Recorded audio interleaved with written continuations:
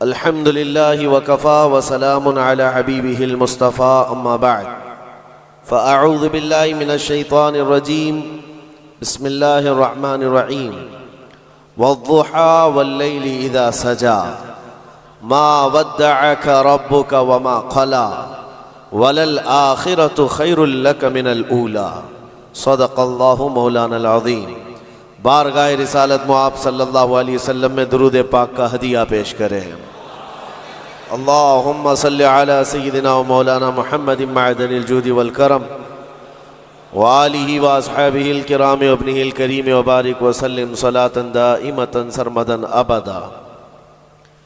हमें ये पता है, जैसे कि ख़बर दी गई है, आप हज़रात यहाँ पर इशा की नमाज से बैठे हुए इंतज़ार कर रहे हैं, इसीलिए हम भी आपके सामने खड़े होकर बयान करने को तरजीह देते हैं कि बहुत सारे इसमें सुनने कम और देखने ज़्यादा आते हैं। तो जिस तरह की भी जिसकी भी जैसी नीयत हो, लेकिन एक बात है मेरे अजीज़ों, 2023 का आखिरी घंटा चल रहा है और उस आखिरी घंटे में हम अपने रब की याद कर रहे हैं और उसके हबीब का जिक्र कर रहे हैं। और यही मुसलमानों की अलामत भी हो कि हम अपनी ज़िंदगी की इब्तिदा जो करते हैं वो अल्लाहु अकबर से करते हैं। आपको पता है, जब हम पैदा हुए थे हमारे कानों में सबसे पहले आवाज़ क्या आई? अल्लाहु अकबर। किसी भी मौलवी साहब ने हमारे कानों में आवाज़ दी होगी, अजान तो हर बच्चे को दी जाती है। अल्लाहु अकबर से हमारी ज़िंदगी शुरू हुई है और जब इंतकाल हो जाए, जनाजा तैयार करके लाया जाए, इमाम के सामने रखा जाए, इमाम सबसे पहले हाथ बांधते हुए क्या कहता है? अल्लाहु अकबर। यानी ज़िंदगी ख़त्म भी हो गई है, अल्लाहु अकबर। एक बहुत बड़ा मैसेज है कि मुसलमान जब दुनिया में आया है तो ये कहते हुए अल्लाह सबसे बड़ा है, और जाएगा भी तो ये ऐलान करते हुए कि अल्लाह सबसे बड़ा है। हमारा न्यू ईयर या फिर इस तरह के सालों का इस्तकबाल करना या इनके जाने का गम मनाना, इसकी कोई असल नहीं है। ये साल का आखिरी घंटा हम तो सिर्फ इसलिए यहाँ पर जमा है कि गैरों ने लोगों में एक अजीब मिजाज बना दिया है कि इसको सेलिब्रेट किया जाएगा। और कैसे सेलिब्रेट किया जाएगा? शराब के नशे में धुत होकर साहिल, समंदर और दीगर इलाकों पर आज पार्टियां और वहाँ पर नशे की महफिलें सजाई जाती हैं। हमने ये सोचा कि दुनिया की खुशी करने का तरीका अगर ये है तो हम साल के आखिरी घंटे को रब्बे जुल जलाल के जिक्र में क्यों न मनाएं। मेरे अजीज़ों, यकीन है कि अभी आधा घंटे के बाद क्या हो रहा है? 12 बजने वाले हैं। 12 बजने वाले हैं और 12 सुन्नियों के लिए तो खैर का है। इंशाअल्लाहुल अजीज इस 12 के बाद आने वाला जो साल होगा, कुफ्फार और मुशरिकीन के 12 जरूर बजाएंगे। दुआ तो करेंगे हम यही कि अगला साल जो लोग इस नशे में धुत हैं कि 2024 हमारा है, 2024 में ऐसा होगा वैसा होगा। इस 12 पर हम दुआ यही करते हैं कि मौला आज के रात के 12 के बाद उन सारे दुश्मनान इस्लाम की ज़िंदगी के 12 बज जाए। अल्लाह करीम वो दिन ज़रूर लाएगा। और मैंने एक आयत तिलावत की है आपके सामने, कुरान पाक की मशहूर सूरह है, सूरह वद्दुहा। रब तबारक व तआला कसम याद फरमा रहा है उस चाश्त के वक्त की कसम जो महबूब के चेहरे की तरह चमकता है। वल्लैलि इज़ा सजा, उस रात की सियाही की कसम जो महबूब की जुल्फों की तरह है। मा वद्दअक रब्बुक वमा क़ला, महबूब आपके रब ने ना आपको छोड़ा है और ना कुछ कम किया है। वलल आखिरतु खैरुल लक मिनल ऊला, ऐ महबूब आपकी हर आने वाली घड़ी पिछली घड़ी से बेहतर है। जब ये वादा किसका है? रब्बे जुल जलाल का। हुजूर की हर आने वाली घड़ी पिछली घड़ी से बेहतर है। तो उम्मत की भी हर आने वाली घड़ी पिछली घड़ी से बेहतर होगी। हम आने वाले साल का इस्तकबाल इसी एतबार से करेंगे कि रब ताला का वादा है कि हर आने वाली घड़ी बेहतर होगी, तो फिर इंशाअल्लाह हम ये कहेंगे 2024 हमारा है इंशाअल्लाह, बल्कि उसके बाद आने वाले साल भी हमारे हैं। मैं गुफ्तगू की तरफ आगे बढ़ता हूँ, लेकिन उससे पहले आपको मैं बताऊँ, ऐसे डर के माहौल में, ऐसे सरासीमगी के वक्त में, जहाँ लोग छोटी सी अफवाह पर भी घरों पर दुबके बैठे हुए हैं, आज मुसलमानों में ख़ास तौर पर इतना डराया गया है कि लोग सफ़र करना भी छोड़ रहे हैं। अरे नहीं, अब ऐसे हालात हो जाएंगे, हम ट्रेन का सफ़र नहीं करेंगे, फलां जगह ना जाए। इतने डर के बावजूद, डर तो तुम्हारे अंदर फैलाया गया, खौफ तुम्हारे अंदर लाया गया, लेकिन जानते हो उनके पाखंडियों की बातों को सुना कभी? ये गुफे में बैठकर ये कहते हैं कि 2029 में भारत का प्रधानमंत्री मुसलमान बन सकता है। यह हम नहीं कह रहे, और ना ही उस कुर्सी की लालच में हम दौड़े भाग रहे हैं।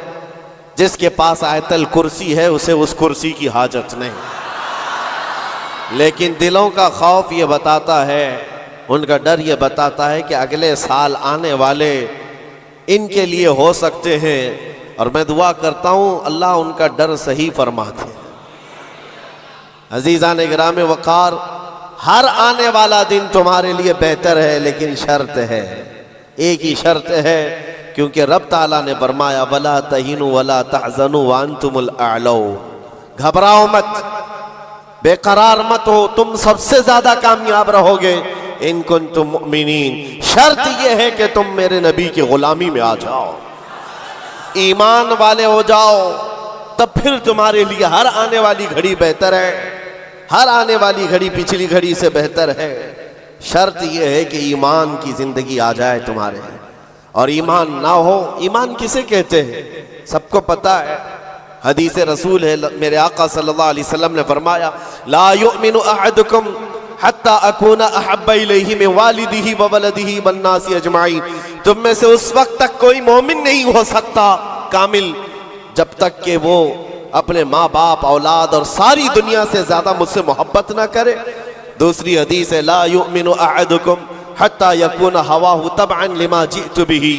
हुजूर पाक सल्लल्लाहु अलैहि वसल्लम फरमाते हैं तुम में से उस वक्त तक कोई कामिल मोमिन नहीं हो सकता जब तक कि वो अपनी ख्वाहिशात को मेरी मर्जी के मुताबिक ना बनाए। हुजूर की मर्जी के मुताबिक जब तक तुम अपनी ख्वाहिशात नहीं बनाओगे, मोमिन नहीं हो सकते, और मोमिन कामिल नहीं होगे तो फिर मदद भी नहीं है। मैं उस मोमिन की बात कर रहा हूं जिसको कुरान कहता है कभी कद अफलहल मोमिनून, ईमान वाले कामयाब हो चुके। कौन से ईमान वाले? ईमान की शर्त अव्वल है हुजूर के लिए बे इंतहा मोहब्बत करना, शर्त अव्वल है। अब आइए हम आज की इस रात में तज़किरा उन लोगों का करें जिनका जिक्र हमारे ईमान की जिला का सबब है। वो दीवान गाने इश्क़ रसूल जिन्होंने अपनी जिंदगियां हुजूर के कदमों में निछावर कर दी। मैंने आज ये सोचा कि उनकी बारगाहों में खिराज अकीदत पेश करते हुए जवानों के लिए मिसाल रखो। आज के नौजवान आइडियल किसको समझेंगे?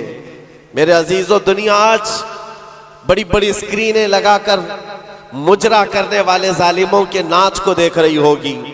स्टंट करने वाले इनके सामने हीरो बन जाते हैं। मैं आज आपको उन जियालों की बात रखना चाहता हूं जो हकीकत में हीरो हैं, जो पूरी दुनिया के लिए हीरो हैं। उस बतले जलील का एक नाम काफी है, खालिद बिन वलीद। इसकी मिसाल दुनिया लाने से कासिर है। मेरे अजीजों, मेरी पूरी गुफ्तगू का खुलासा सिर्फ इतनी बात पर होगा जो बरेली के इमाम ने पुकार कर कहा था, फिर के गली गली तबाह, ठोकरें सबकी खाई क्यों, दिल को जो अक्ल दे खुदा तेरी गली से जाए क्यों। आज जो गली गली घूम रहे हैं उन तक भी पैगाम पहुंचाओ, फिर के गली गली तबाह, ठोकरें सबकी खाए क्यों। आ जाओ इस दरबार में। इस दरबार का जो सग भी हो जाता है, कुत्ता भी होता है, वो अपने वक्त का मुजद्दिद बन करके ये नारा लगाता है, ये नारा लगाता है, उस गली का गधा हूं मैं जिसमें मांगते ताजदार फिरते हैं।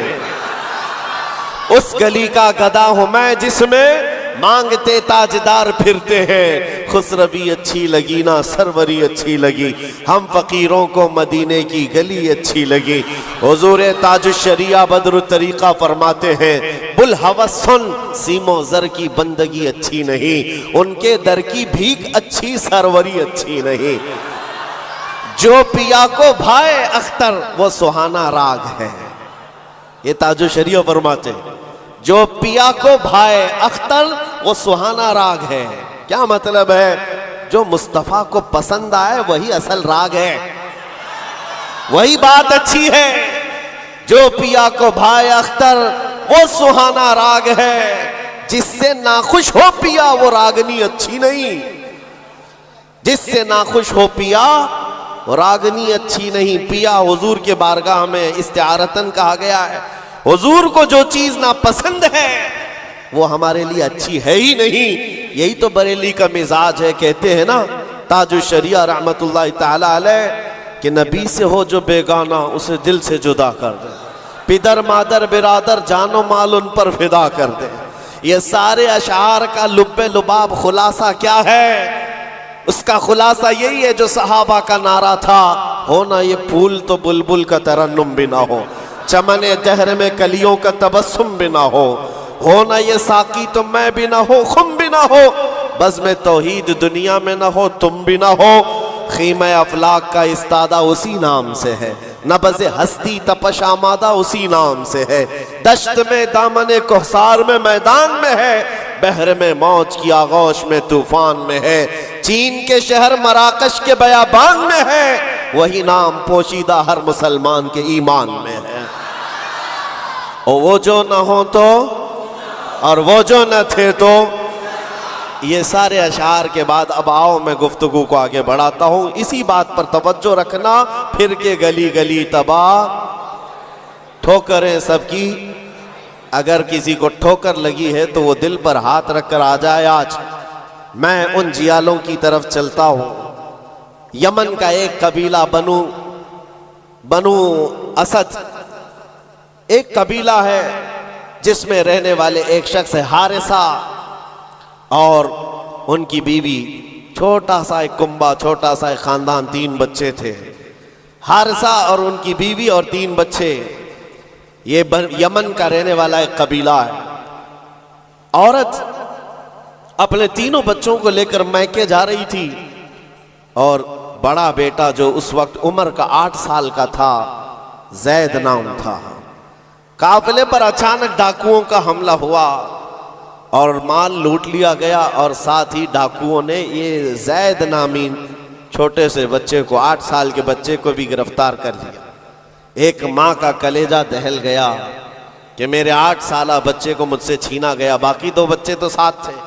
माँ की कैफियत ऐसी थी कि पहाड़ों पर चढ़ जाती, चीखती थी, और अरबी में जो अशार कहती थी, अल्लाहु अकबर, आज भी मौजूद है। यमन की रहने वाली ये खातून पहाड़ों पर जाकर पुकारती थी कि कोई मेरे जैद को देखा है तो मुझे बता दे। और जब खबर बाप को आकर लगी, बाप जान निछावर करता था अपने बेटे जैद पर। बाप की ऐसी कैफियत कि खाना छोड़ दिया, और मिजाज में तब्दीली ऐसी आ गई कि लोगों से मिलना तक छोड़ दिया अपने बेटे की जुदाई के गम में। यमन वाले कहते थे कि हारिसा का बेटा जो गुम हुआ यूसुफ गुमगश्ता है, यानी एक दूसरा यूसुफ है। जैसे हजरत याकूब अलैहिस्सलाम के बेटे यूसुफ की अलैहिस्सलाम की दूरी हुई थी तो आपने गम किया था, हारिसा ने अपने बेटे जैद की जुदाई में बहुत रोया। और वह अशार जो अरबी में लिखे जाते थे, यमन में जब वो अशार पढ़ते तो अपने जो दुश्मन होते वो भी रो पड़ते थे। बाप की जुदाई के गम के अशार लोगों को रुलाते थे। जमाना गुजर गया। अब डाकुओं ने उस जैद का किया क्या था, कुछ साल अपने पास रखा, और उकास के मेले में, मक्का के करीब एक मेला लगता था, और उस मेले में लाकर जैद को गुलाम बनाकर बेच दिया। जब बेचा तो ये जैद गुलाम बनकर के किसके हवाले आया? खदीजा बिन्त खुवैलिद, उम्मुल मोमिनीन हजरत खदीजा रज़ियल्लाहु ताला अन्हा के घर हजरत हकीम बिन हिजाम के जरिए से। जब ये गुलाम हजरत खदीजा के घर आया तो उस वक्त 15-16 साल की उम्र थी। पहली नजर मुस्तफ़ा करीम की पड़ी थी। रसूल रहमत सल्लल्लाहु ताला अलैहि वसल्लम ने हजरत खदीजा के घर इस नौजवान को देखा। अदब में कामिल था, गुफ्तगू के सलीके अच्छे थे, लोगों से मुलाकात के तौर तरीके बताते, बड़ा खानदानी आदमी। जब ये पहली नजर मेरे मुस्तफ़ा करीम सल्लल्लाहु अलैहि वसल्लम की पड़ी तो उम्मुल मोमिनीन खदीजा से कहा, मेरे आका ने अगर आप बेहतर समझें तो ये गुलाम मेरे हवाले कर दें। क्या किस्मत है जिसको खुद रसूलुल्लाह खरीदी। ज़ैद को खरीद लिया, बल्कि तोहफतन हुजूर को दे दिया गया। गुलामी का दौर है। ज़ैद यही वो हारिसा के बेटे हैं, नबी मुकर्रम सल्लल्लाहु ताला अलैहि वसल्लम के हवाले आ गए। दिन रात मुस्तफ़ा करीम के साथ गुजर रहे हैं। तरबियत भी किसी ने सरवर अंबिया ने की, और नौजवान के तौर तरीके ऐसे। मेरे अजीज़ों, आपको पता है ये वो ज़ैद है जिसके बारे में मैं आपको बताऊं। हुजूर पाक सल्लल्लाहु ताला अलैहि वसल्लम के चंद दिनों के बाद मक्का में मशहूर हो गए। मोहम्मद सल्लल्लाहु ताला अलैहि वसल्लम का अगर कोई महबूब है तो वो ज़ैद है। हज़रत अबू बकर सिद्दीक़ रज़ियल्लाहु ताला अन्हु भी इस बारे में फरमाते कि ज़ैद को जो कराबत थी उस पर मुझे रश्क था हुजूर अकरम सल्लल्लाहु अलैहि वसल्लम का। अब ज़माना बीतता गया, ज़ैद के घर छूटे, ख़ानदान छूटा, माँ छूटी, बाप छूटे, गुलामी का दौर चल रहा है। एक बार हज के लिए एक कबीला यमन से आया हुआ था, और यमन वाले हज करने के बाद वो अशार सुना रहे थे जो हारिसा ज़ैद के बाप ने लिखे थे अशार, और रुला रहे थे। वहां जब ये कबीला यमन के वो अशार पढ़ करके सुना रहा था, यही ज़ैद वहां से गुजर रहे थे। यमन वालों ने देखा, पहली नजर में पहचान लिया, ये वो ज़ैद है जिसका बाप पूरे यमन को रुलाता है इसकी जुदाई में। यह मक्का हरम काबा के पास क्या कर रहा है। लोगों से पूछा कौन है, लोगों से पूछ करके ज़ैद को बुलाया गया। पूछा तुम्हारा नाम का? ज़ैद। बाप का नाम हारिसा। लोगों ने कहा तुझे पता भी है तेरी माँ का क्या हाल है, तेरे बाप का क्या हाल है? तेरी माँ रोज पहाड़ों पर चढ़ जाती है, आसमान को पुकारती है कि आसमान बता मेरा ज़ैद जिंदा है तो मैं जीने की तमन्ना रखूं। बाप तेरा अशार लिख करके यमन को रुलाता है।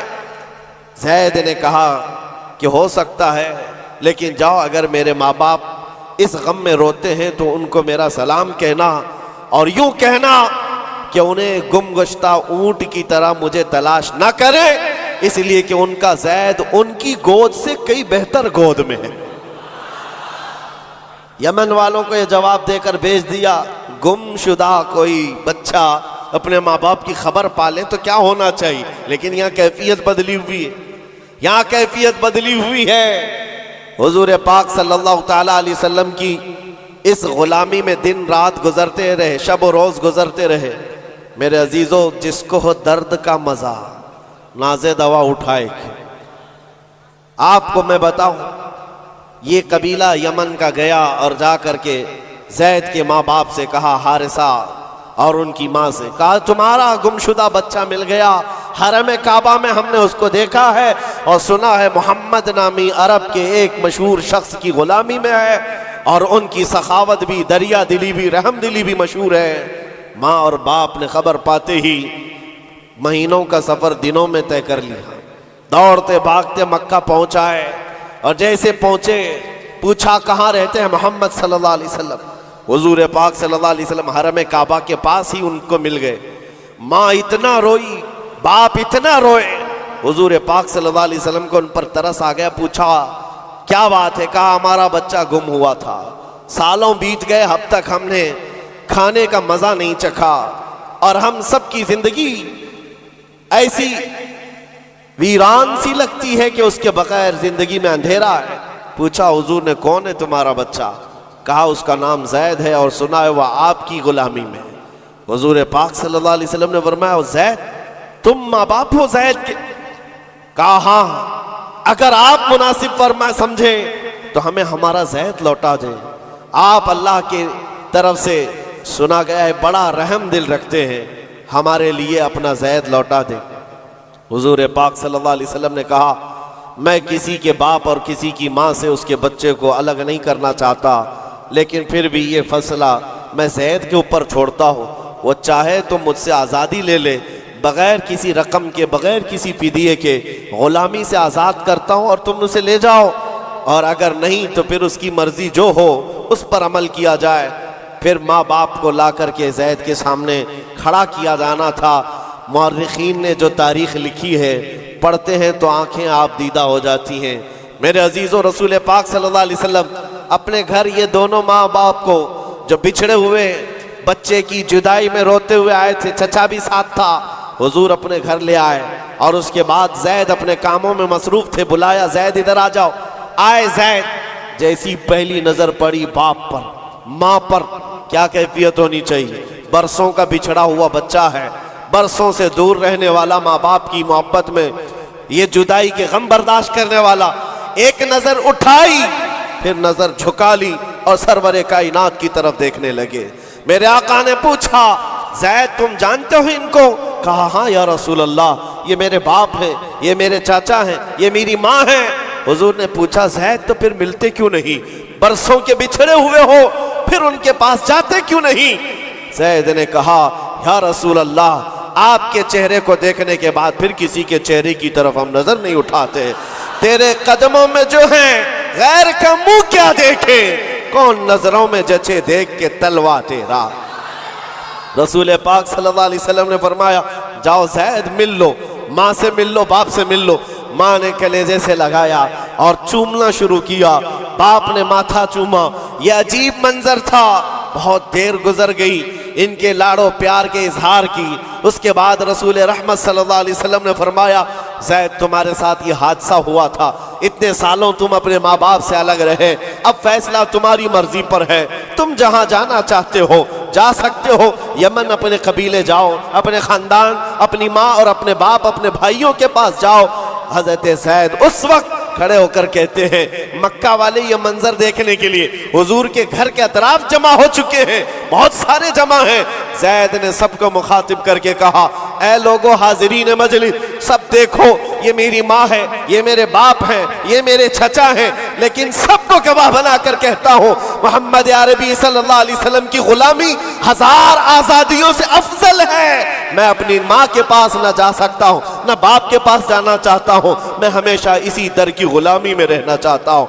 माँ कहती है, बेटा आज़ाद कर रहे हैं तुझे मोहम्मद सल्लल्लाहु अलैहि वसल्लम, तुझे आज़ाद कर रहे हैं। दुनिया में किसी को आज़ाद कर दिया जाए उस वक्त तो बहुत बड़ी नेमत समझी जाती थी, लेकिन तुम हो कि आज़ाद होना नहीं चाहते। ज़ैद ने कहा, 1000 बाप और 1000 माँ मिलकर जो अपने बच्चों पर शफकत नहीं कर सकती, वो मोहम्मद रसूलुल्लाह ने मेरे साथ किया। जैसे ही हज़रत ज़ैद का ये ऐलान मक्का वालों ने सुना तो क्या रसूल रहमत सल्लल्लाहु ताला अलैहि वसल्लम ने उनको छोड़ दिया? आता है फ़कीरों पे उन्हें प्यार कुछ ऐसा, खुद भीख दें और खुद कहें मंगते का भला हो। हुजूर रहमत सल्लल्लाहु ताला अलैहि वसल्लम, रहमत आलम सल्लल्लाहु अलैहि वसल्लम ज़ैद का हाथ पकड़ करके ले जाते।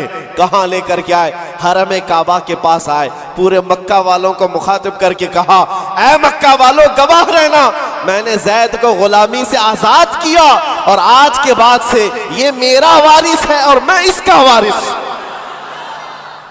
मक्का में ये बात मशहूर हो गई। क्या? ज़ैद को ज़ैद बिन हारिसा कम कहा जाता था, ज़ैद बिन मोहम्मदुर रसूलुल्लाह कहा जाता। मोहम्मदुर रसूलुल्लाह का बेटा ज़ैद। मेरे अजीजों, जो इस दरबार में आया है, जाहिर सी बात है ये वो मज़ा है जिसको चखने के बाद ही बरेली के इमाम ने कहा था, फिर के गली गली तबाह, ठोकरें सबकी खाई क्यों, दिल को जो अक्ल दे खुदा तेरी गली से जाए। हुजूर पाक के दरबार का लुत्फ जिसने उठा लिया है, फिर वो किसी और दरबार की तरफ मुंह भी नहीं करता। हुजूर अकरम सल्लल्लाहु ताला अलैहि वसल्लम की बारगाह की लज्जत जिसे हासिल है, वो आज के हैप्पी न्यू ईयर के जलसों में या वहां के तमाशाओं में शिरकत करेगा? हरगिज नहीं हो सकता, हरगिज नहीं। वो आंख उन तमाशाओं को नहीं देख सकती जो जलवे रसूल देखने के लिए बेताब है। आज की रात मेरे अजीजों ये लिखा जाएगा, तुम्हारे नामा अमाल में तो ये लिखा ही जा रहा है, दुनिया के जो जो हालात अभी चल रहे हैं वो भी लिखा जा रहा होगा। कि लोग साल का आखिर हिस्सा किस तरह से गुजारते हैं, नए साल की इब्तिदा और उसका इस्तकबाल किस तरह करते हैं। दुनिया वाले ऐश में धुत होकर, नशे में धुत होकर के करते हैं, मगर मुसलमान नबी पाक के कदमों में ही कामयाबी समझता है। आओ हुजूर रहमत आलम सल्लल्लाहु तआला अलैहि वसल्लम के उस दरबार की लज्जत में देना चाहता हूँ। इसीलिए इस बात पर मैं बार बार तवज्जो दे रहा हूँ। फिर के गली गली तबाह, ठोकरें सबकी खाई क्यों, कब तक ठोकरें खाओगे ऐ नौजवानों, कब तक उसकी गली में इसकी गली में कहाँ कहाँ मांगोगे, कहाँ कहाँ किससे किससे बात करोगे। एक गली की तरफ आ जाओ जो हर गली से आजाद करती है। दूसरों के मंगता बनने से बेहतर है आमीना के लाल के मंगता बन जाए। उस नबी पाक की गुलामी जो हजार आजादियों से अफजल है। सैयदना बिलाल हबशी रदी अल्लाह ताला, वो जानिसारे रसूल, दामने रसूल में जैसी आ गया। जानते हो हजरत बिलाल हबशी रदियल्लाहु ताला कई सालों तक जख्म उठाए और बच्चा बच्चा उनके मुतालिक जानता है। मक्का की गलियों में उनके पैरों में रस्सी बांधकर औबाश लोगों के हाथ में दिया जाता और वो बदमाश लड़के आपको मक्का की गलियों में रस्सी में पाँव में रस्सी बांधकर खींचा करते थे। उनकी जिस्म पर, उनकी पीठ पर गरम सिल रखा जाना, दहकते हुए अंगारों में उनको सुलाया जाना, ये सब रिवायतें पता है आप बिलाल हबशी को। लेकिन जो मैं बात कहने जा रहा हूँ, जमाना बीत गया, आप तो हुजूर पाक की गुलामी में आए और हुजूर पाक सल्लल्लाहु अलैहि वसल्लम की वफात के बाद सिद्दीक अकबर का ज़माना आया, हज़रत उमर का ज़माना। मेरे अजीज़ों, आपको एक बात बताऊं, जब मजलिसे अमीरुल मोमिनीन हज़रत उमर फारूक रज़ियल्लाहु ताला अन्हु में हज़रत बिलाल हाजिर होते, बिलाल उनकी कैफियत क्या थी, वो भी मक्का के गुलाम थे, हबशी गुलाम। हबशी गुलाम उस वक्त मक्का में हिकारत से देखते थे लोग, काले रंग का होता है, चौड़ी नाक का होता है। लेकिन सैयदना बिलाल हबशी की बात यह है, अमीरुल मोमिनीन उमर इब्न खत्ताब, जिसके रौब और दबदबे का हाल ये है कैसर और किसरा की फौजें थर थर कांपती हो, वो अमीरुल मोमिनीन जिसके बू से, जिसकी सिर्फ और सिर्फ हवा से, जिसकी खुशबू से शैतान रास्ता बदल लेता हो। जब बिलाल हबशी उनकी महफिल में आते तो क्या कहकर पुकारते जानते हो? या सैयदना बिलाल, या सैयदना बिलाल, ऐ हमारे आका बिलाल आइए, ऐ हमारे आका बिलाल आइए। हजरत बिलाल कहते, हुजूर ये आपकी जुबान से अच्छा नहीं लगता, मैं गुलाम हूं, मुझे गुलाम कहकर पुकारे, आप सैयदना कहते। कौन कह रहा है सैयदना? उमर इब्न खत्ताब। किसको कह रहे? बिलाल हबशी को। सैयदना बिलाल आइए। हजरत बिलाल जब कहते अमीरुल मोमिनीन, आप ये ना कहें सैयदना, मुझको गुलाम कहकर पुकारे। हजरत उमर क्या कहते थे? आइए आपको मैं बताऊं क्यों सैयदना बिलाल कहकर पुकारता हूं। आप अपना जुब्बा उठाएं। जब वो जुब्बा उठाते, उनकी पीठ पर जो दागे हुए निशान थे, हजरत उमर उसको बोसा लेते थे और चूमते थे और कहते, ऐ बिलाल, जो रसूलुल्लाह की मोहब्बत में जख्म तुमने खाए, वो जख्म हमने नहीं खाए हैं। जिसको हो दर्द का मजा, नाज़े दवा उठाए क्यों। अजीज़ा ने गिरामी वक़ार, मकाम और मर्तबे में वही बुलंद था जो दरबार रिसालत में आपका और उस गली का गधा बन कर के पूरी जिंदगी गुजारता रहा। एक दो नहीं, कई मिसालें आपको मैं बताऊं। एक साहबी हैं मुसअब बिन उमैर, ये रसूल पाक सल्लल्लाहु ताला अलैहि वसल्लम के एम्बेसडर कहलाते थे, तर्जुमाने रसूल थे, सफीर रसूल थे। इनकी कैफियत क्या है? अल्लाहु अकबर। तारीख में लिखा है, ये 27 साल के कड़ियल जवान और मक्का में ऐसे लिबास पहनते थे कि रेशम का लिबास, इनका लिबास मशहूर था। और मक्का की गलियों में जब घूमते थे, इनका इतर जो लगाते, पूरी गलियों में खुशबू आती। महंगा लिबास पहनते, महंगा अतर इस्तेमाल करते। दामने मुस्तफ़ा से जब वाबस्ता हुए, ये मुसअब बिन उमैर, उनकी माँ भी काफिरा है, बाप भी काफिर है और सख्त तरीन दुश्मनाने रसूल है। शुरू में आपने अपना इस्लाम छुपाए रखा। चंद दिनों के बाद एक दिन उस्मान बिन तलहा ने देख लिया, जो कलील बरदार काबा थे, जाकर इनकी माँ से कहा, तू क्या घर पर बैठी रहती है? तेरा बेटा तो मोहम्मद के दीन को इख्तियार कर चुका है। माँ को इतना बुरा लगा, ये जुमला जब मुसअब बिन उमैर आए तो उनसे पूछा कि क्या तुमने मोहम्मद अरबी का दीन कबूल कर लिया है? आपने बरजस्ता कहा हाँ, उस रसूल पाक सल्लल्लाहु अलैहि वसल्लम के दीन में दाखिल हुआ जो बंदों की इबादत से निकाल कर खालिक की इबादत की तरफ ले जाता है। आपका ये जुमला माँ बाप को शाक गुजरा, मारना शुरू किया, इतना मारा जख्मी कर दिया। उसके बाद मुसअब बिन उमैर घर से निकले, रोज मार खाते थे, रोज अपनी माँ से भी और अपने बाप से भी कोड़े भी खाते थे। दरबारे रसूल में जब आते तो जख्मी हालत में आते, कपड़े भी उनके जख्मों से फटे हुए होते। हुजूर पाक सल्लल्लाहु अलैहि वसल्लम ने फरमाया मुसअब तुम यहाँ से हबशा चले जाओ, हबशा हिजरत करके चले जाओ। माँ बाप वतन सब छोड़कर हबशा की तरफ चले गए। चंद महीने वहां रुके, वापस आए, फिर दोबारा हबशा की हिजरत किया। नबी करीम सल्लल्लाहु ताला अलैहि वसल्लम का ये जानिसार हिजरत पर हिजरत करता रहा। एक वक्त ऐसा आया था कि नबी पाक सल्लल्लाहु ताला अलैहि वसल्लम ने मदीने हिजरत करने से पहले अपना सफीर बनाकर किसी को भेजा था, तो मुसअब बिन उमैर थे। मदीने आए थे, गली गली में जाते थे, घर घर को खटखटाते थे। एक साल के अंदर 73 सहाबा को मदीने के वो हुजूर के पाक की बारगाह में लाकर गुलाम बना दिया था। नबी पाक सल्लल्लाहु ताला अलैहि वसल्लम के दरबार के ऐसे गुलाम बनाए, आम लोग नहीं है। साद बिन उबादा, साद बिन मुआज, ये अंसार कबीलों के सरदारों को इस्लाम पहुंचाने वाला वो कड़ियल जवान। मैं बात किस लिए कर रहा हूं, सुनो जरा, जिंदगी थोड़ी सी मुझे बतानी जरूरी है। वो मुसअब बिन उमैर जो रेशम का लिबास पहनता, जो महंगे ऊद और अतर इस्तेमाल करता, दामन मुस्तफा में आया है, हिजरत पर हिजरत है, वतन छूटा है, कभी हबशा के चक्कर, कभी अफ्रीका के चक्कर, और उसके बाद कभी यसरब, यहाँ पर आप आकर आबाद होते रहे। जब रसूल पाक सल्लल्लाहु ताला अलैहि वसल्लम मदीने तशरीफ लाए थे, अल्लाहु अकबर, इस्तिकबाल करने वालों में सबसे आगे बढ़कर मदीने वालों को जो बताया था कौन था जानते हो आप? हुजूर जब तशरीफ ला रहे थे, मदीने आ रहे थे, हजरत अबू बकर सिद्दीक अपना कुर्ता उठा करके लोगों के यानी हिला हिला कर झंडा बनाकर बता रहे थे हुजूर पाक सल्लल्लाहु ताला अलैहि वसल्लम ये मेरे आका हैं। मुसअब बिन उमैर ने मदीने वालों को दूर से देख करके बताया था कि जो कपड़ा हिला रहा है वो रसूलुल्लाह का गुलाम खास है, और जो चमकदार चेहरा मदीने में तुलू हो रहा है वो मोहम्मद रसूलुल्लाह का है। मुसअब बिन उमैर ये मदीने तैयबा में सफीर इस्लाम है, सफीर रसूल है। थोड़े दिनों की बात है मेरे अजीजों, जैसे ही हुजूर तशरीफ लाए, जानते हो हुजूर के पास जिस वक्त वो आए थे मदीने में, मेरे आका सल्लल्लाहु अलैहि वसल्लम की आंखों में आंसू आ गए मुसअब बिन उमैर को देखकर। किस वजह से? सहाबा कहते हैं मुसअब बिन उमैर के पूरे जिस्म में पहनने के लिए कोई कपड़ा नहीं था, एक बकरी की खाल को लपेट करके उस पर कांटे लगा लिए थे। बकरी की खाल, और जगह जगह से वो भी फटी हुई है, वो पहन करके हुजूर के बारगाह में आए। मेरे आका सल्लल्लाहु अलैहि वसल्लम उन्हें देखकर रो पड़े।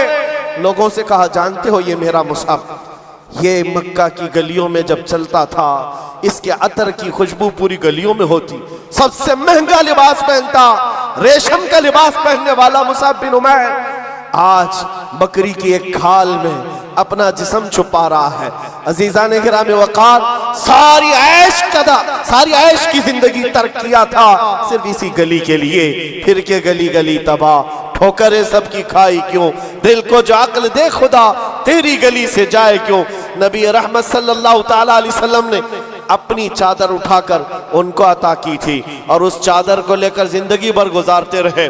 जब जंगे ओहद का मौका आया, बदर में शरीक रहे, ओहद में आए, सुनो उस मुसअब बिन उमैर की जिंदगी बता रहा हूं। नौजवानों, तुम्हें ऐसा लगता है जिंदगी की ऐश यही असल है? तुम आज अगर एक वक्त का खाना नहीं मिलता तो चिढ़ जाते हो, तुम्हारी पसंद के कपड़े नहीं मिलते, घर छोड़कर भाग जाते हैं। कुछ लड़कियां तो आज ये कहती है मेरा बाप मुझे क्या दिलाता है, ये आज 6 महीने का जो उसका फ्रेंड बना है ये उसको अच्छे खासे कपड़े दिला रहा है। ये सब तो आज मेयार बना हुआ है जीने का। उस मुसअब बिन उमैर की जिंदगी सिर्फ इसलिए बता रहा हूं, ऐश व इशरत को तर्क किया था उस रसूल पाक सल्लल्लाहु ताला अलैहि वसल्लम की गुलामी में।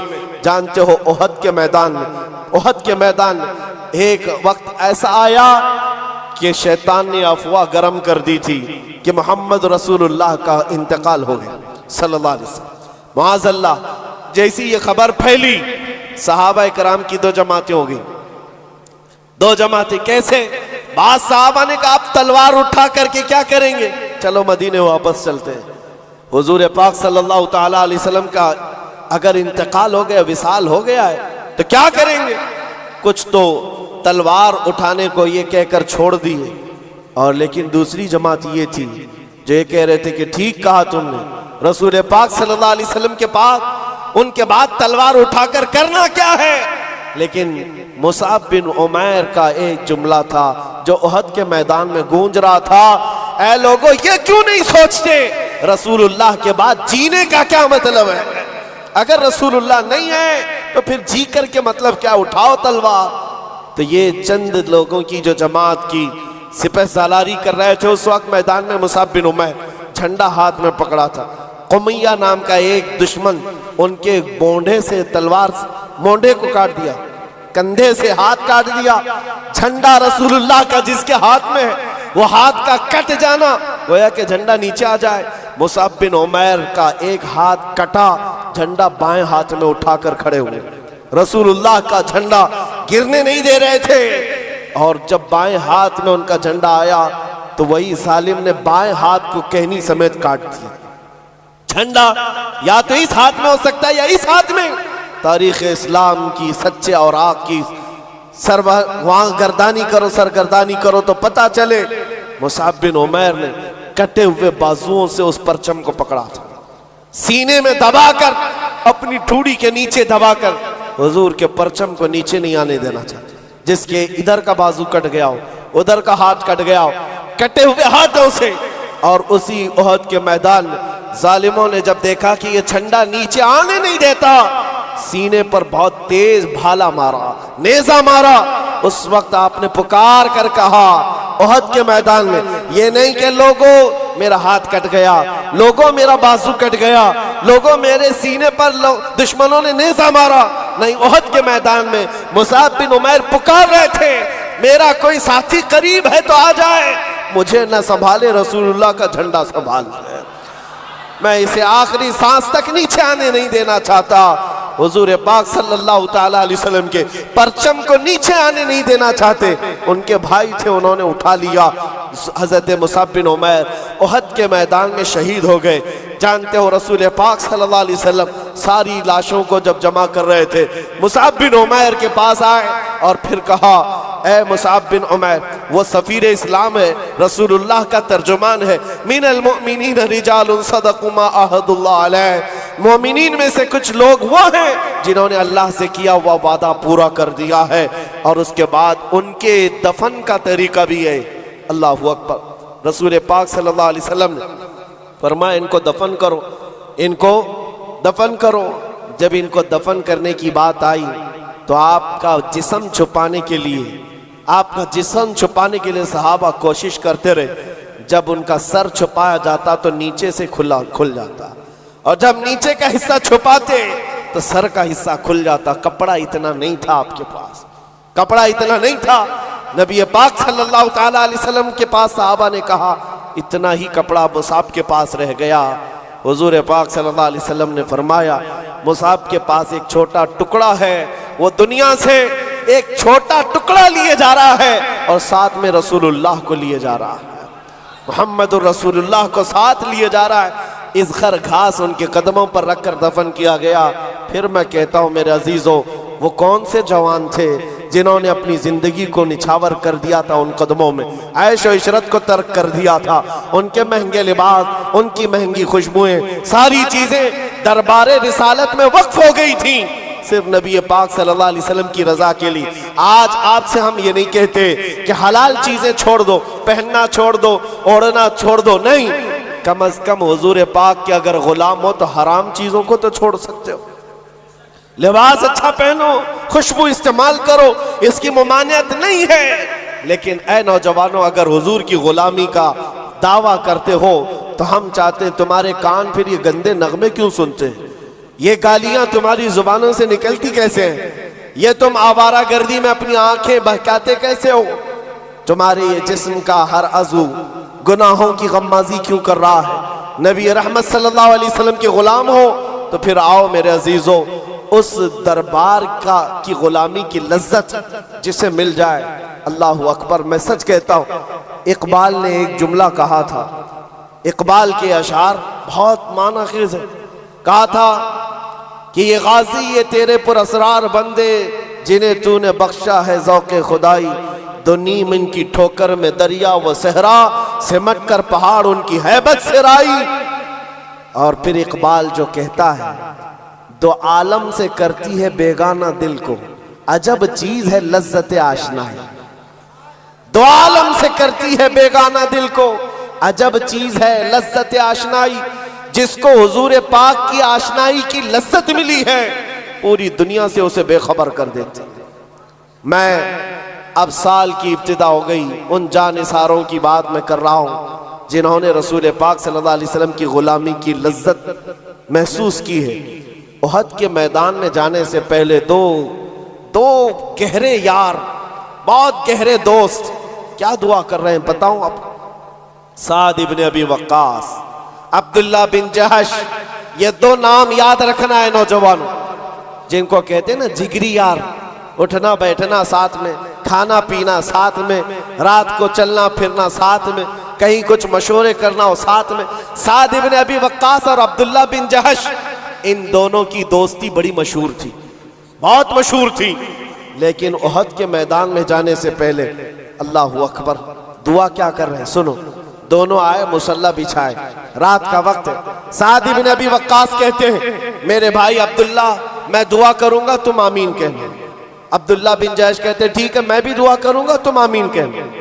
दोनों मुसल्ला बिछाकर बैठे, दुआ क्या कर रहे हैं? साद बिन अबी वक्कास ने पहले हाथ उठाया और कहा, ऐ अल्लाह, कल उहद के मैदान में जब हम उतरेंगे तेरे रसूल पाक सल्लल्लाहु ताला अलैहि वसल्लम की हिमायत के लिए, हम अपनी जानें कुर्बान करने के लिए मैदान में आएंगे। मौला मेरा मुकाबला किसी ऐसे सख्त दुश्मन के साथ करा जो सबसे बड़ा पहलवान हो, सबसे बड़ा पहलवान हो। तमन्ना तो देखो हुजूर के गुलाम की कैसी, तमन्ना कैसी। कल जो सबसे बड़ा दुश्मन होगा उससे मेरा मुकाबला करा दे मौला। फिर क्या करेगा? साद इब्न अबी वक्कास कहते हैं, मौला जब वो तेरे हबीब का दुश्मन सामने आए, कभी मैं उसको दाएं से मारूं, कभी बाएं से मारूं, कभी आगे से मारूं, कभी पीछे से मारूं, और उसको गिराकर उसके नेज़े पर झंडा गाड़ कर कहूं लब्बैक या रसूल अल्लाह, रसूल पाक की सर बुलंदी का ऐलान करूं। ये दुआ तो देखे, दुआएं कैसी कैसी हैं। उलमाओं की तमन्ना ये नहीं है हालात कुछ हो गए तो मैं छुप करके कहीं पनाह ले लूंगा। जंग के हालात मेरे अजीजों क्रिकेट का मैदान नहीं है, सर हथेली में लिए जाने का मंजर होता है, जान लेकर जाते हैं। लेकिन तमन्ना भी क्या है, छोटे सिपाही से लड़ने का नहीं है, छुटपुट वारदातें नहीं है। साद इब्न अबी वक्कास कहते हैं सबसे बड़ा पहलवान जो होगा मेरा उससे मुकाबला हो जाए। दुआ करके उनके दोस्त, जिगरी दोस्त हैं अब्दुल्ला बिन जहश, आमीन कह रहे, आमीन कह रहे। अब सुनो, जब इनकी दुआ खत्म हो गई, अब्दुल्ला बिन जहश कहते ऐ साद, अब मैं दुआ करता हूं तुम आमीन कहो। अल्लाह अल्लाह, दुआएं कैसी, जानिसाराने रसूल। अब्दुल्ला बिन जहश हाथ उठाते और कहते हैं बारगाह रब्बुल इज्जत में, मौला करीम जब कल की सुबह तेरे रसूल के साथ हम मैदान में जाएं, ऐ रब्बे जुल जलाल, इस्लाम की सरबुलंदी के लिए, तेरे नबी के नामूस की हिफाजत के लिए, लड़ने के लिए जब मैं मैदान में आऊं तो क्या हो मौला, दुश्मनों से मेरा मुकाबला हो जाए और दुश्मनों की सफों में मैं घिर जाऊं। कभी दुश्मन मुझे सामने से मारे, कभी पीछे से मारे, कभी दाएं से मारे, कभी बाएं से मारे, और मुझे मार मार कर टुकड़े करे, और फिर मेरे हर टुकड़े से आवाज आए तेरा रसूल सर बुलंद है, इस्लाम सर बुलंद है। दुआ इनकी ये है। साद इब्न अबी वक्कास आमीन कह रहे हैं। एक बड़े दुश्मन से मुकाबला करने की दुआ कर रहा है और दूसरा मोहब्बत मुस्तफ़ा में जख्म खा खा कर मरने की दुआ कर रहा है। सुबह हुई, उहद के मैदान में जब पहुंचे, अजीज़ान गिरामी वक़ार बात ऐसी थी, साद इब्न अबी वक्कास सब में सबसे पहले आगे आए थे। उस वक्त दुश्मनों में से जो उस वक्त सबसे बड़ा पहलवान था, साद इब्न अबी वक्कास के सामने आया, जिसको कहा जाता था 1000 इंसानों की ताकत रखता है। साद इब्न अबी वक्कास उसको देखते ही कहते हैं, तू नहीं आया, मेरे रब ने भेजा है, इसलिए कि रात को मैंने दुआ की थी, जो तुम्हारा सबसे बड़ा पहलवान होगा मैं उससे मुकाबला करूंगा। साद इब्न अबी वक्कास ने दुआ की थी, मौला ने सामना करा दिया।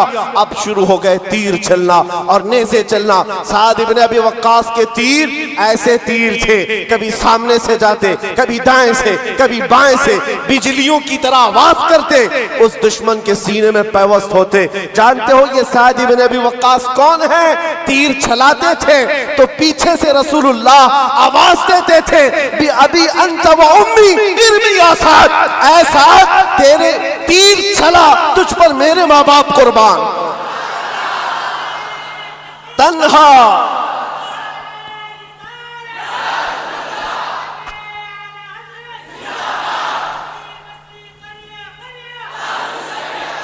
तन्हा साद इब्न अबी वक्कास की जात है, जिसको मेरे रसूल ने फरमाया, सारी दुनिया कहती है या रसूल अल्लाह आप पर मेरे माँ बाप कुर्बान, लेकिन साद इब्न अबी वक्कास वो हैं जिसको अल्लाह के रसूल कहते हैं, साद तीर चला मेरे माँ बाप तुझ पर कुर्बान। और जिसको रसूलुल्लाह ये फरमाए, फिर उनके तीरों की आवाज का क्या कहना, तीरों के निशानों का क्या कहना। जब संग संग चलते थे, दुश्मन के खीमे में खलबली मच गई। थोड़ी ही देर गुजरी थी, इनके सामने आया हुआ दुश्मन ऐसा गिरा कि उसके जिस्म पर साद इब्न अबी वक्कास के लगाए हुए निशान मौजूद थे। फिर आए, अपने खुदा से किए हुए दुआ के मुताबिक दाएं से भी मारा, बाएं से भी मारा, आगे से पीछे से, फिर सीने में झंडा गाड़ कर कहा, रहेगा यूं ही उनका चर्चा रहेगा, रहेगा यूं ही उनका चर्चा रहेगा। पड़े खाक हो जाएं चल जाने वाले, मिट गए मिटते हैं मिट जाएंगे आदा तेरे, न मिटा है न मिटेगा कभी तू घटाए से किसी के, या रसूल अल्लाह ना घटा है ना घटेगा जब बढ़ाए तुझे अल्लाह ताला तेरा। साद इब्न अबी वक्कास की दुआ तो कबूल हो गई और आपने रहमान का शुक्र अदा किया। जंग का मैदान है और गहमागमी है, घमासान की जंग होती है, कौन कहाँ है किसको खबर है, लेकिन जिगरी दोस्त थे। अब्दुल्ला बिन जहश की यारी उनके साथ बड़ी मशहूर है। जैसे ही शाम हो रही थी, ढूंढने लगे मेरा जिगरी यार दिखता नहीं, अब्दुल्ला बिन जहश कहाँ है। मेरे अजीजों, सहाबा ने बताया साद इब्न अबी वक्कास को कि अफसोस है तुम्हारे अब्दुल्ला बिन जहश की शहादत हो गई। पूछा कैसे? कहा वो जब लोगों में मशहूर हो गई थी अफवाह कि रसूलुल्लाह का कत्ल हो गया, अब्दुल्ला बिन जहश ने इधर उधर कुछ नहीं देखा, दुश्मनों के नरगे में दौड़ते हुए चले गए और ऐसे अंधाधुंध उनसे लड़ते रहे। ना वो पीछे की तरफ देखते, न किधर, न इधर न उधर। दुश्मनों ने घेर लिया। अब्दुल्ला बिन जहश को दाएं से मार रहे थे, बाएं से मार रहे थे, सामने से मार रहे थे, पीछे से मार रहे थे। अब्दुल्ला बिन जहश के जिस्म के 80 टुकड़े कर दिए गए थे और एक एक टुकड़े को रस्सियों में पिरोकर काफिरों ने हार बनाकर पहन लिया था। यह अब्दुल्ला बिन जहश के साथ हुआ। साद इब्न अबी वक्कास ने खबर सुनी, आप दीदा हो गए।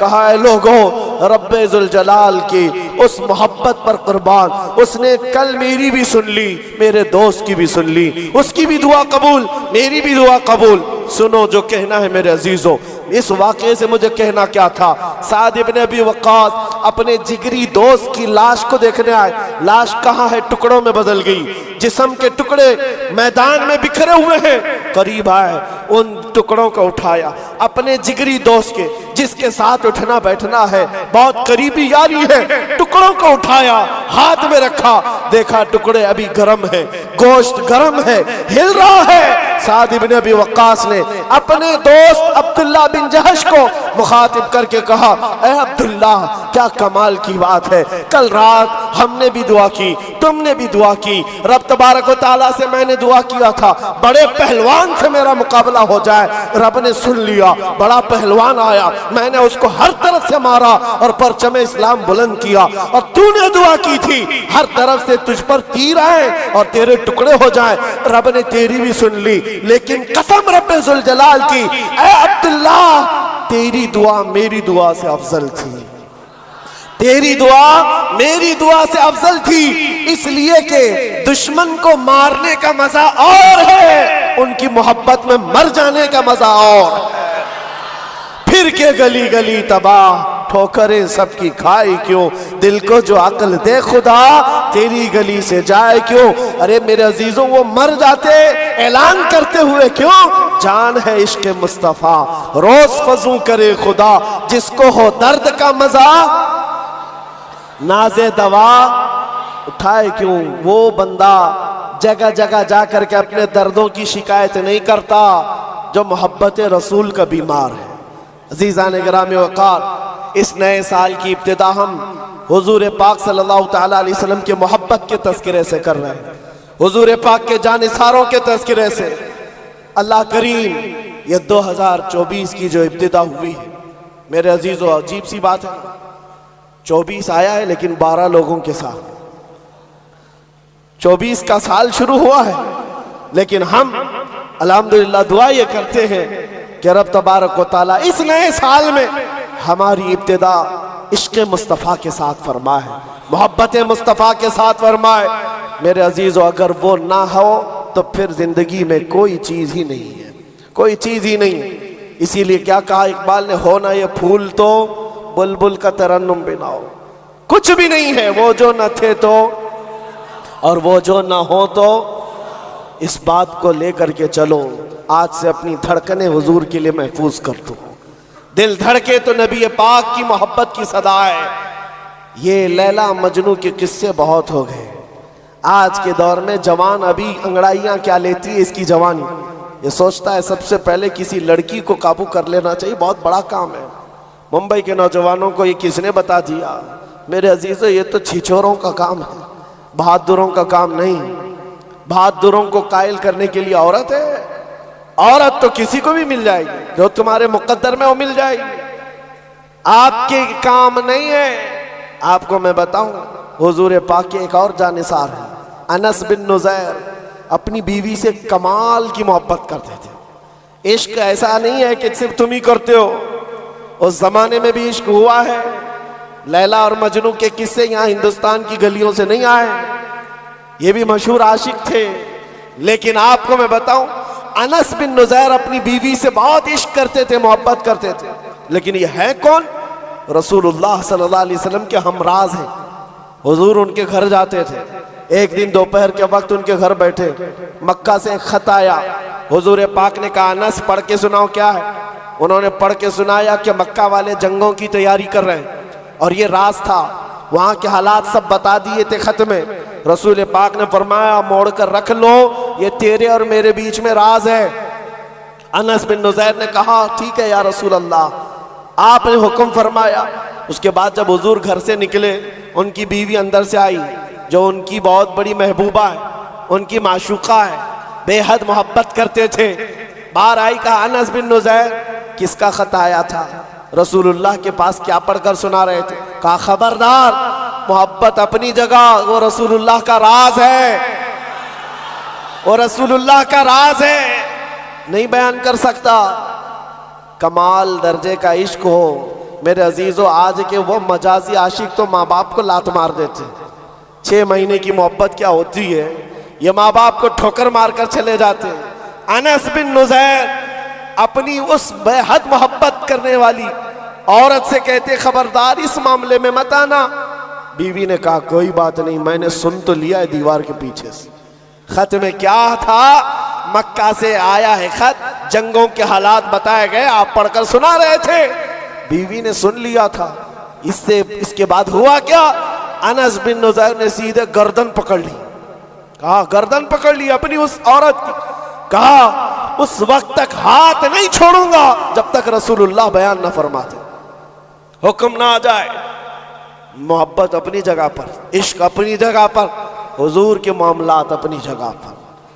हुजूर के पास गर्दन पकड़ करके ले आए, दौड़ते हुए कहा, हुजूर ने पूछा क्या हुआ अनस, इसको क्यों पकड़ लाए? कहा या रसूल अल्लाह, इसने हमारे राज को दीवार पीछे से सुन लिया। मेरे आका, कहीं मैं मुजरिम ना हो जाऊं, मुझ पर अल्लाह का अज़ाब ना आ जाए, आपके राज को इफ्शा करने की सजा में मैं कहीं मुलविस ना हो जाऊं। हुजूर पाक ने फरमाया गर्दन छोड़ दो, आजाद कर दो, वो भी मेरी सहाबिया है। जैसे राज तुम्हारे पास महफूज है, वैसे राज उसके पास भी महफूज है।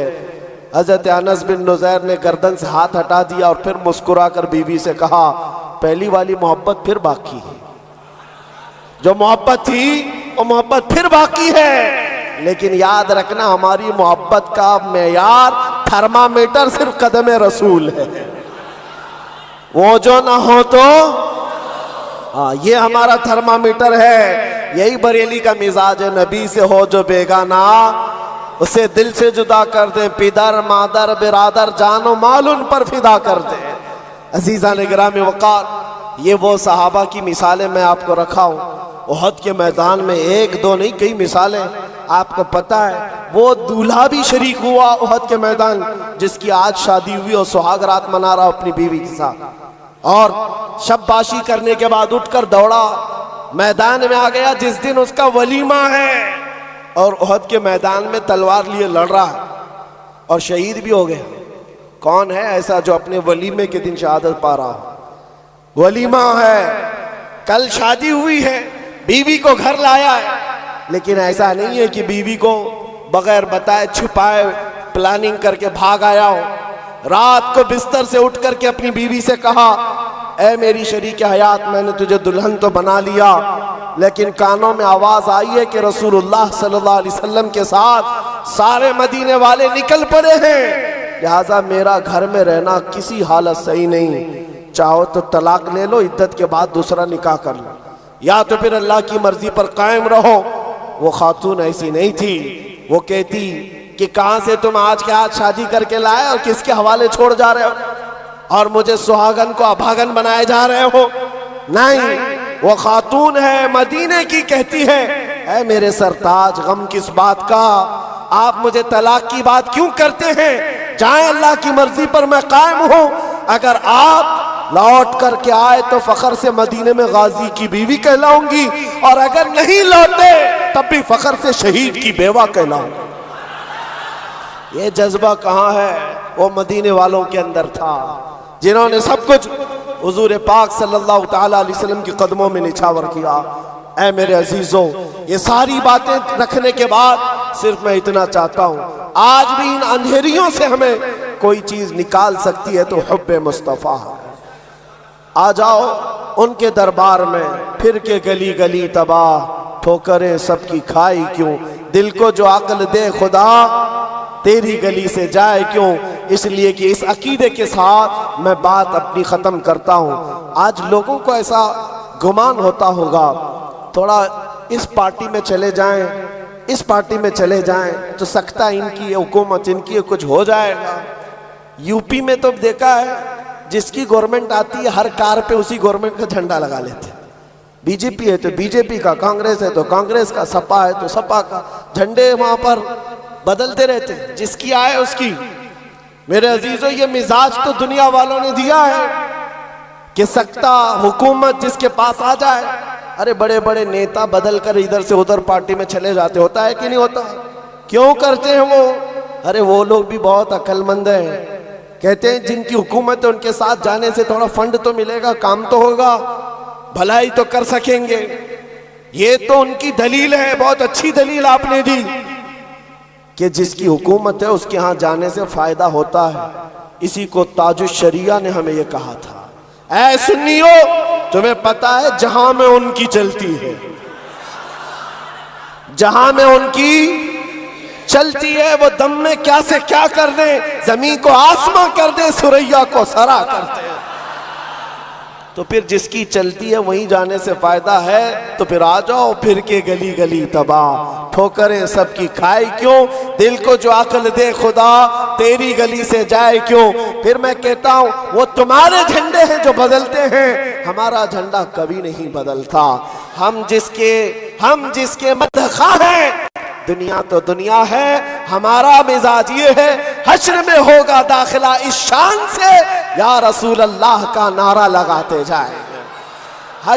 खुल्द में होगा दाखिला इस शान से, या रसूल अल्लाह का नारा लगाते जाएंगे। किसी की जय विजय क्यों पुकारे, क्या गरज हमको, किसी की जय विजय क्यों पुकारे, क्या गरज हमको, हमें काफी है सैयद अपना नारा, हमें काफी है सैयद अपना नारा, हमें काफी है सैयद अपना नारा।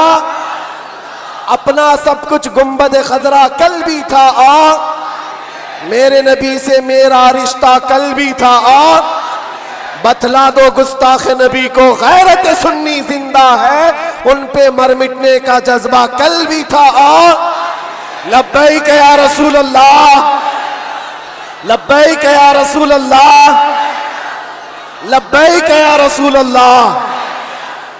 व आखिर दावाना अनिल हम्दुलिल्लाहि रब्बिल आलमीन।